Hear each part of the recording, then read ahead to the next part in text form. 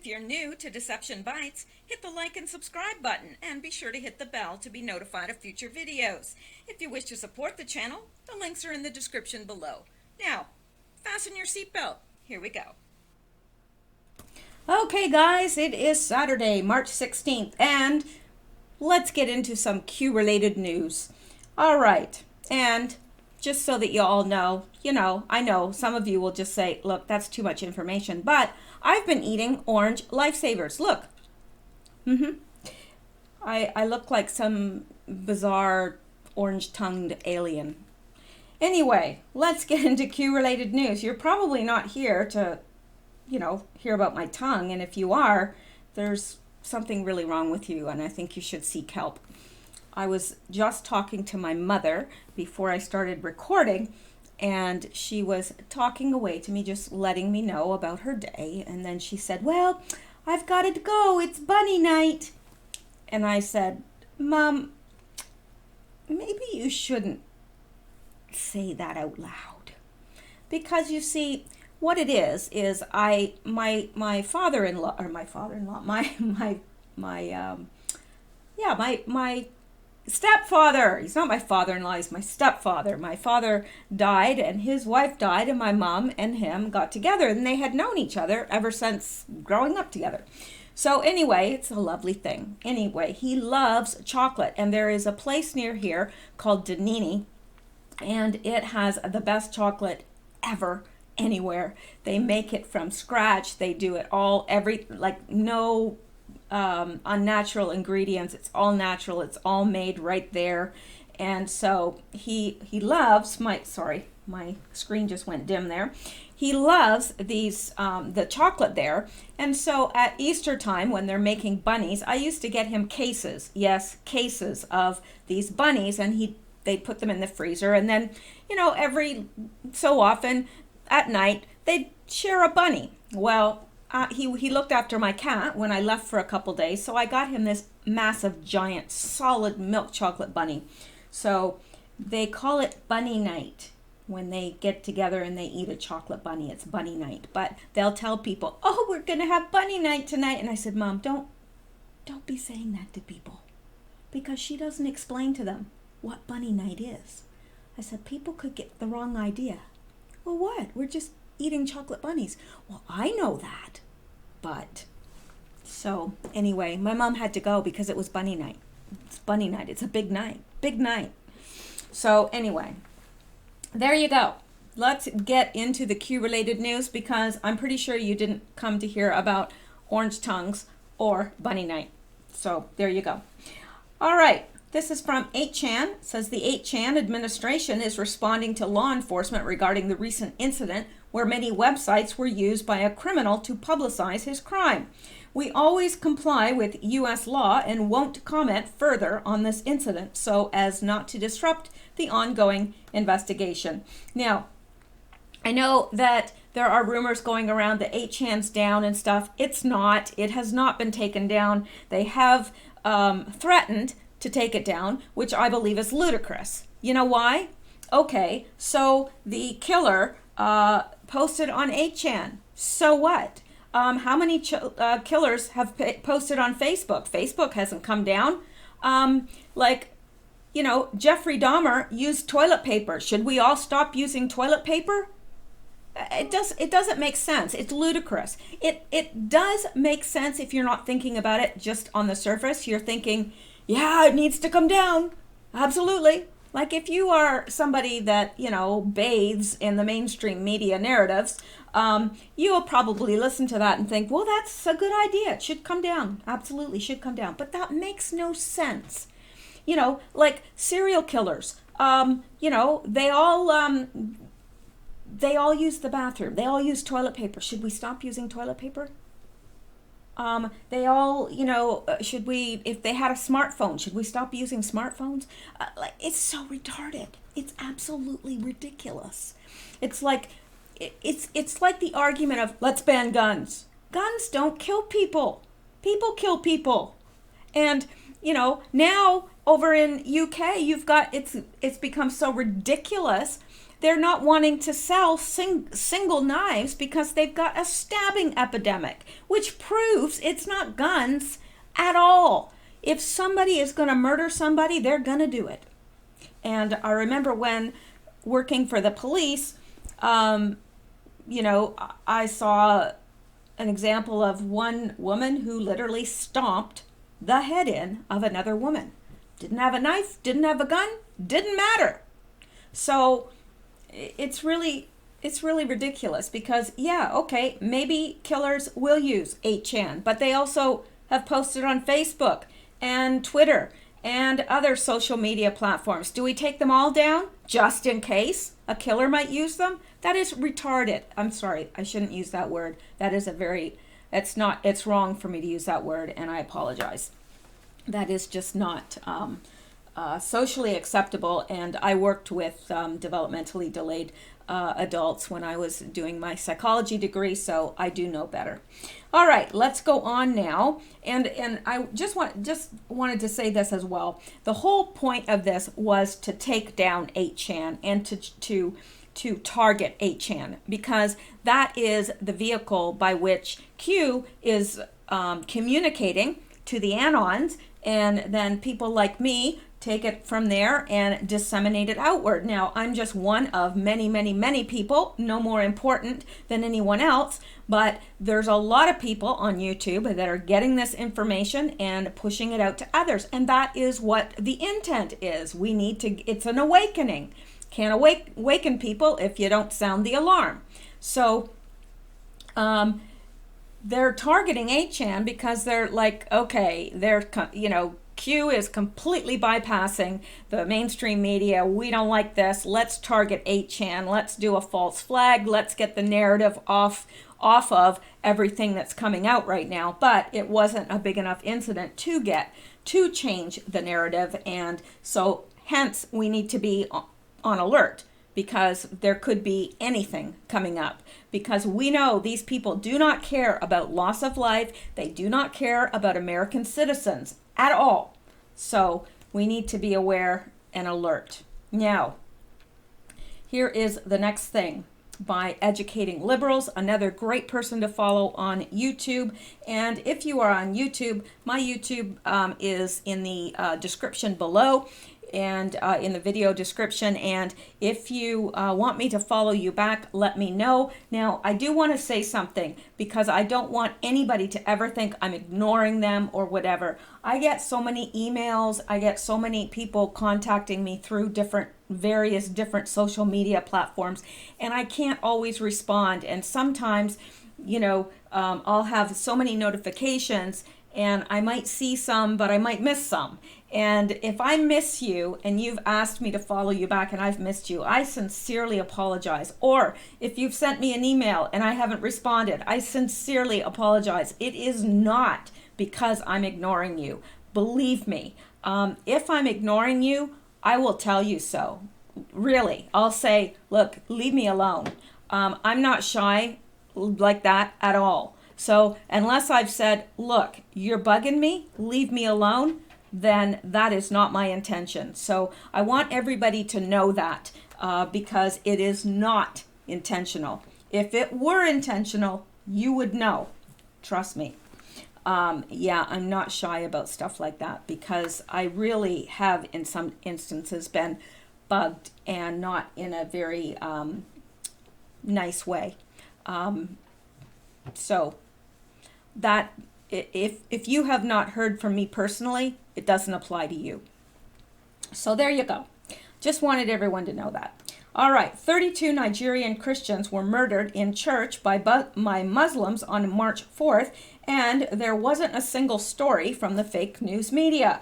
But when the roles are flipped around, you end up with the NZ shooting. They won't stop talking about it. Double standards for Christians? Well, of course there are double standards for Christians.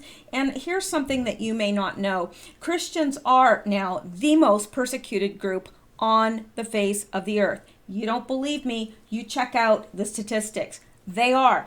And it's not being reported. And this isn't just, I guess my kitten's up to something.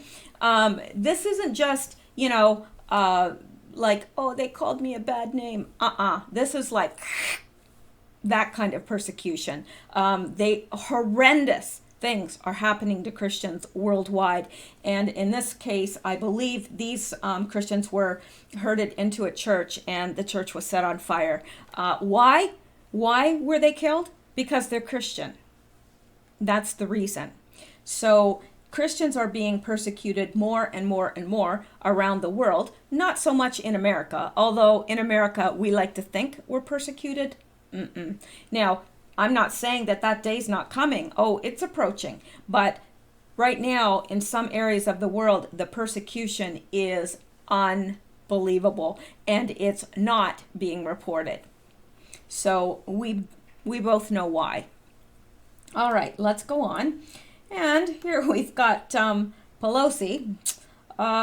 It's never too late to take back our classrooms, K-12, and colleges. The left commandeered the education system eons ago and now wants to lower the voting age to beef up their waning base. And that's exactly what they're doing. Now we're hearing all this talk about lowering the voting age. That is the worst idea I've ever seen.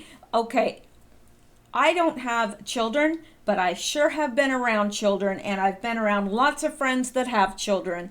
And if you have been around teenagers or had much to do with teenagers, you know you don't want these people, younger teenagers voting because they're still impetuous. They haven't even developed, they haven't learned, they haven't developed properly all the things that they, their reasoning skills and all this, that part of your life should be dedicated to learning. And then, I don't know. You want a 16-year-old to vote? Well, you know something? There are some 16-year-olds that I would look at and say, yep, that person's mature enough to vote. But they are few and far between, through no fault of their own. Takes time to grow up, doesn't it? Even at my age, I still feel like I'm growing and maturing. So my gosh, I don't think it ever ends until you die. It shouldn't anyway, because if you're not growing, you're dying. Anyway, we know that what they're trying to do is extend their base, because a 16-year-old living at home, not having to pay out anything. I think they would find socialism quite appealing, don't you? So they're trying to expand their base, the Democrats, and they're thinking, okay, well, if we can't get the illegals in, maybe we should lower the voting age. Then we can get those people. Yeah, they're going to do anything they can to get their voters back because they're leaving en masse. They really are. There's so many people exiting the Democratic Party right now, and rightfully so, because the Democratic Party is not the Democratic Party of old. It's just not. It has changed radically, and it's become, especially with the new Democrats, very socialistic. All right. So Nancy, of course, supports, lowering the national voting age to 16. So does that surprise anybody? I didn't think so. And this, again, from Educating Liberals. How did David Hogg, who couldn't even get into a public college, get into Harvard with a 1270 SAT score? Harvard has a 4.5% acceptance rate, and the bottom 25% of their students average higher than a 1400 on their SATs. Inquiring minds would like to know. Well, I think we already know. Don't you? We know he didn't get in there on his own. We know that. And the other odd thing about the little hog boy, as I like to call him, and why has this been scrubbed? Because I remember it, and I've seen it since then as well. When he was first interviewed, he said, I was riding my bike over here, and then I heard that there'd been a shooting at the school, so I got on my bike and I rode over there hoping that I'd get an interview. What happened to him being in the school during the shooting? I mean, he contradicts himself. And we all know. I mean, we know what happened there, but it's just, interesting, isn't it? That they think we're that stupid. I mean, he clearly said that he was riding his bike around the school and he heard there'd been a shooting and he got and he pedaled just as fast as his little butt could carry him over to the school to see if he could get some, interviews or whatever. Now, that wouldn't be my first inclination. If I heard that there was a shooter in a school, my inclination wouldn't be to go running into it. But maybe I'm a coward. I don't know. But yeah, he's definitely not the sharpest tool in the shed. He got a 1270 SAT score. The bottom 25% of the 4.5% acceptance rate into Harvard scored higher than 1,400 on their SAT. So why do you think they would let him in? Did somebody grease their palms? Did somebody give them a great big old donation to the school? There's something not right about this. There's really something not right about this. And also, he's a lot older than the news tells us he is. Most high school students don't have a receding hairline. Just saying. All right. And let's look at this. Why was John Podesta really in New Zealand days before the mass shooting? I'd like to know, wouldn't you? I bet you would. Well, let's look at it together. Why was John Podesta really in New Zealand days before the mass shooting? Why was John Podesta... Okay, well, I'm not going to read it again. Signs, this was a huge false flag to demonize nationalism and further censor the internet. When I woke up this morning expecting to write a story about just how incredibly deeply corrupt America has become, as Michael Snyder reports in his news story over at the Economic Collapse blog, following the college admissions scandal that has rocked parts of Hollywood and some of the global elite who are buying their children's way into some of the top universities across America, I was immediately sidetracked. Holy, run-on sentence, Batman. My gosh, I'm sorry. I'm an English major. What can I say? All right. Well, had to take a breath there. Following the college admission scandal that has rocked parts of Hollywood and some of the global elite who are buying their children's way into some of the top universities across America, period, except they put a comma there, I was immediately sidetracked by some of the absolutely bizarre coincidences and signs following the mosque shooting in New Zealand, and the globalists and mainstream media want everyone to know about because it perfectly fits their agenda. Wow, you've got one whole paragraph that is one sentence. Never do that. Okay, I'm sorry. I'll let it go. All right? I'm letting it go. Despite the fact that scumbag cannibal John Podesta was just in New Zealand days ago to warn that the 2020 New Zealand elections are a juicy target for a major hack. Why is Podesta still relevant, by the way? He's not. And that the entire scenario in New Zealand provides the perfect opportunity for the globalists to further censor the internet. Period. Why do nobody use periods? Punctuation. It's a beautiful thing. A beautiful thing. All right. I'm calming down now. You know what?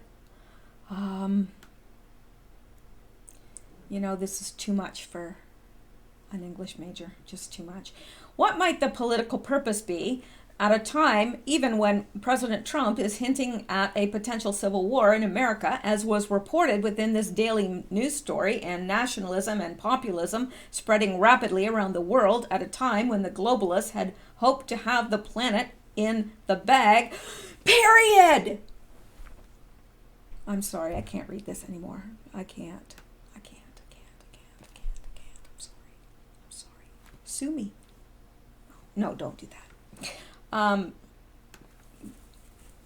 All right, let's go back here. So anyway, the long and short of that is that John Podesta, aren't you glad that you're not in my English class? Seriously.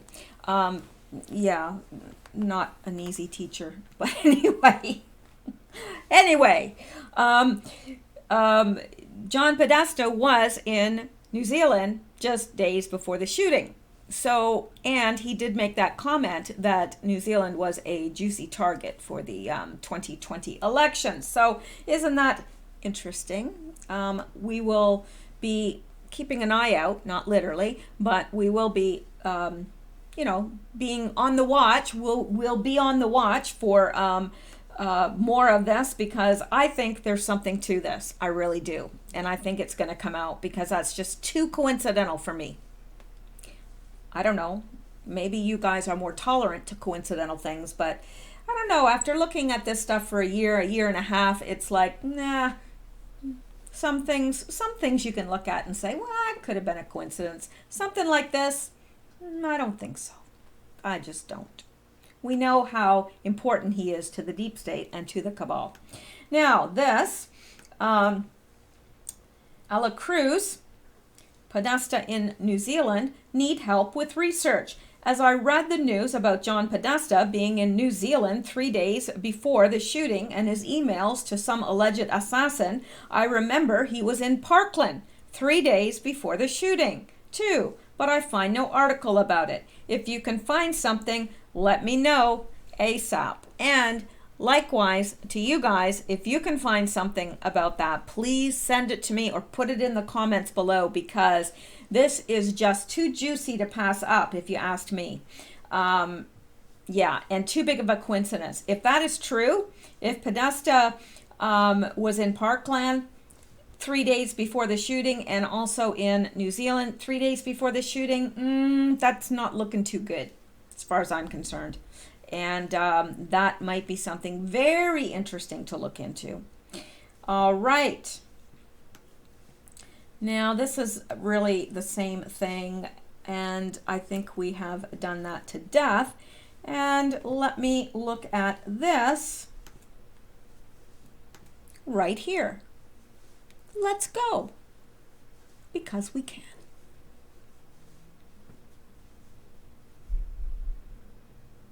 I would love to know what that kitten is doing. I hear him crawling around somewhere. He's probably trying to sneak in and get to my wires and chew them before I notice. All right. The DC Patriot. Just in, Attorney General Bill Barr backs President Trump on national emergency. Now, I'm not going to go through all this because it pretty much says everything that we need to know.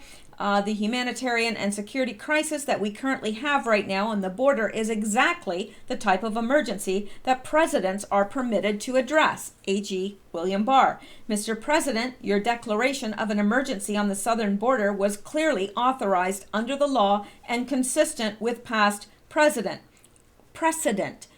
AG Barr. So this is good news that he is backing the president, but not everybody is backing the president, that's for sure, because we've got these 12 Republicans that voted to block the border wall funding. So not all the snakes in the swamp are Democrats, are they? And Q has told us that himself many, many times. So we've got proof of it. Here's Romney, Collins, Alexander, Lee, Blunt, Moran, Portman, Rubio, Toomey, Wicker, Paul, Murkowski. Since when do Republicans support open borders? Well, since it's Donald Trump. And we know how easy Murkowski is to sway. We saw her standing with Dianne Feinstein. So, yeah, interesting. I guess there's even traitors within the Republican Party as well, which we knew. But now we know who they all are, if we didn't before. Some of these we would have been able to guess anyway. All right, and This is interesting. Okay, I know I always say that. This is interesting. What other word can I use? I mean, I'm getting tired of gobsmacked. All right. New Zealand to change gun laws after mass shooting kills 49. Well, who didn't see that coming? I think everybody saw that coming. Yeah, it's pretty standard. But here's something interesting. March 14th, 2019. And look, John Podesta was in New Zealand 5 days ago and warned of a major cyber attack. That's interesting. Yes, I'm scratching my nose. Yes, I am. And March 15th, this came out that he was in New Zealand. And let me see, former Clinton campaign manager John Podesta paid a visit to New Zealand 4 days before the deadly mass shooting to warn of an imminent major cyber attack. In an interview, News Hub, the political hack, warned the New Zealand is a big, juicy target. That's what he called them, a big, juicy target, for a cyber attack by Russia or China. Sorry, it's hard to read this. It's very, very... MSM reports having run the White House as chief of staff to President Bill Clinton and acting as counselor to President Barack Obama, Mr. Podesta is one of the most powerful people in the U.S. Democratic politics. Hey, Sammy, hey. She's scratching the crap out. He is scratching the crap out of my couch. Do I have any water in here? This isn't working. Sammy. All right. I'll keep going here. I may even have to sacrifice my couch for y'all. No, he stopped. Okay, now, on this gun, here is a symbol, and here is the number 14. So we've got this symbol of a fish, and we've got a 14. Well, coincidentally enough, remember this picture from Podesta where he had the little fish here and the 14. What does it mean? What meaneth this? Well, we're going to find out what meaneth this. 14 plus fish and the Osiris myth. Osiris was murdered and cut up into 14 pieces by his brother Set and scattered throughout the land of Egypt. Osiris's wife, Isis, set out to find all of the pieces of his body to resurrect him. She found all but the 14th piece, his phallus, which was eaten by fish. Now cursed because of this in the river Nile. Isis made a phallus out of gold and temporarily resurrected Osiris so she could conceive a child. Their offspring is the god Horus. 14 plus fish equals the male phallus, symbolizing power, sex magic, and resurrection. So, there you go. Isn't it interesting? Yeah, I think it's very interesting that these marks were on the gun. But maybe that's just me. I doubt it. All right, this says important, so it must be. So let's go take a look. Because we can. I do like this person in the Matrix. They do provide a lot of really good information. They're a good one to follow on Twitter if you're not already. Parkland shooting victims had visited the New Zealand shooting mosque. Translated, Broward County goes to New Zealand. In July 2018, 28 students and 4 chaperones who traveled from Parkland, Florida to the University of Canterbury in Christchurch. Well. Now, ain't that something? Seriously. What are the odds? Podesta was in Parkland a few days before that one, and in Christchurch a few days before that one, and the Parkland students visited the same mosque. What are the odds? astronomical, I would assume. So let me see here. Let's see if I can find this. Might be back this way. Hang on. Stay with me. Let me see. That's not helping any, is it?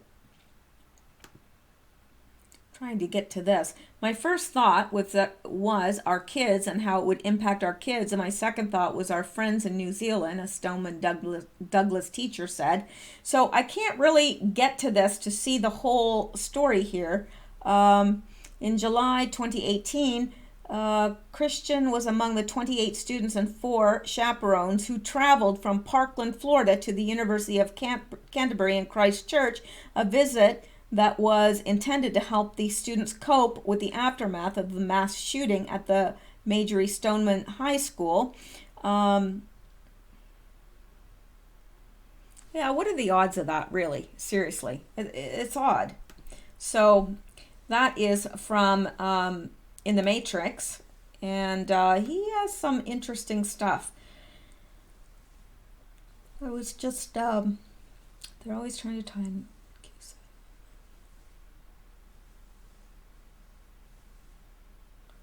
Okay.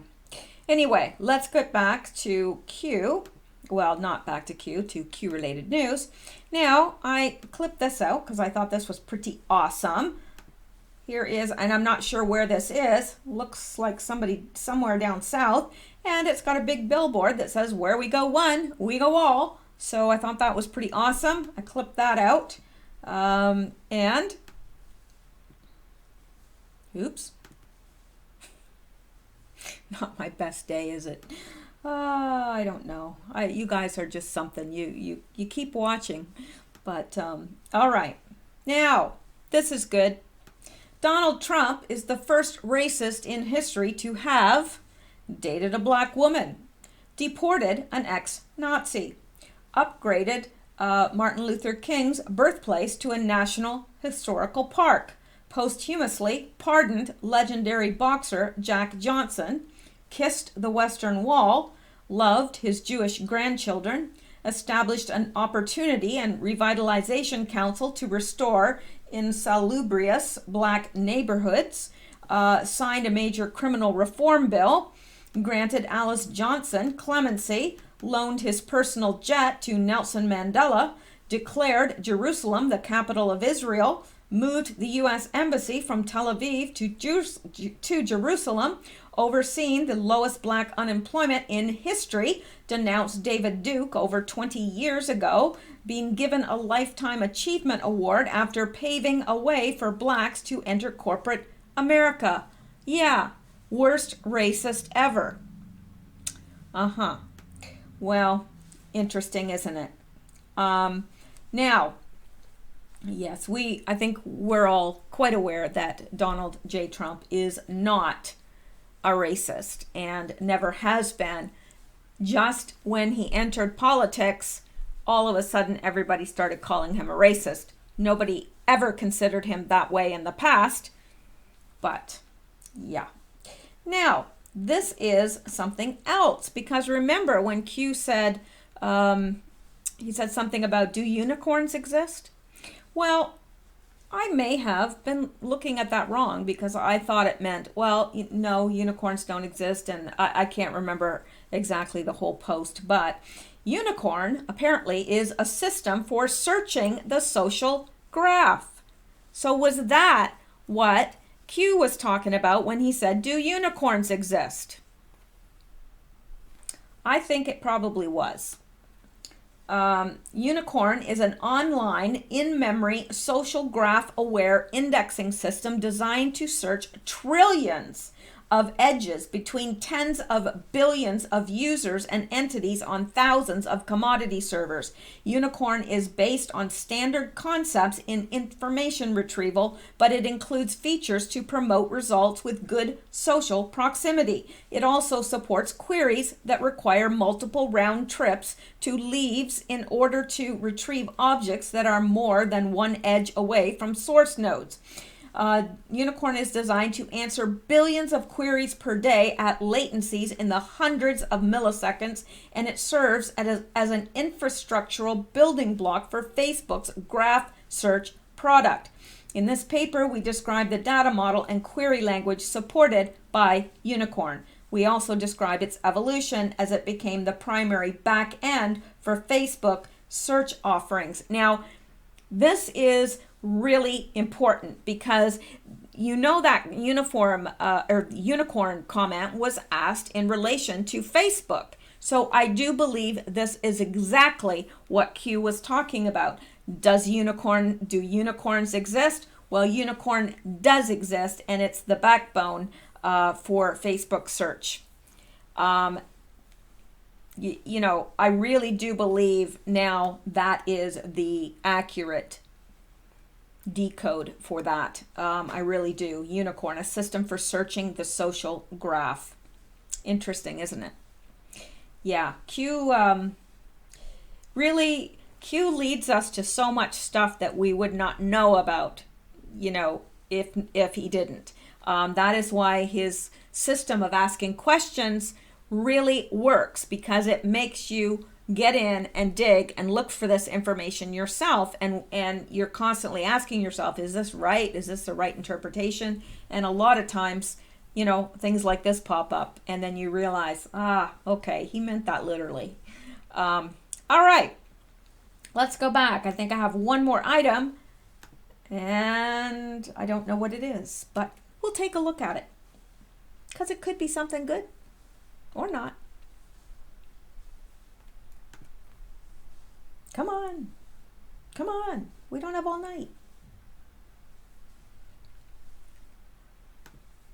All right. Tech giants write to ministers to spell out views on internet regulation.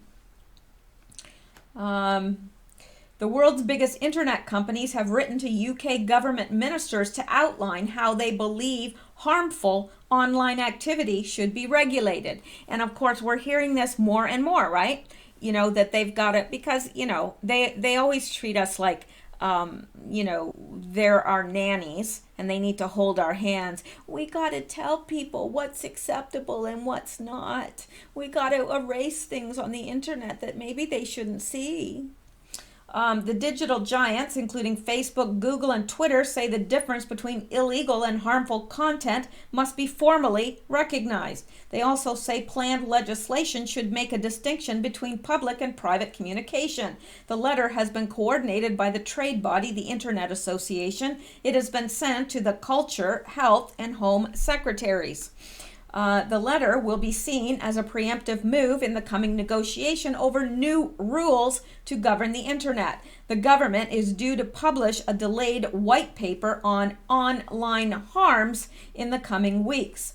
It follows the recent outcry over the death of Molly Russell, the 14-year-old girl who died after seeing pictures of self-harm on Instagram, which is owned by Facebook. Now, okay, in situations like that, yes, I agree. But when you're censoring people's right to free speech just because you don't happen to believe, that's something entirely different.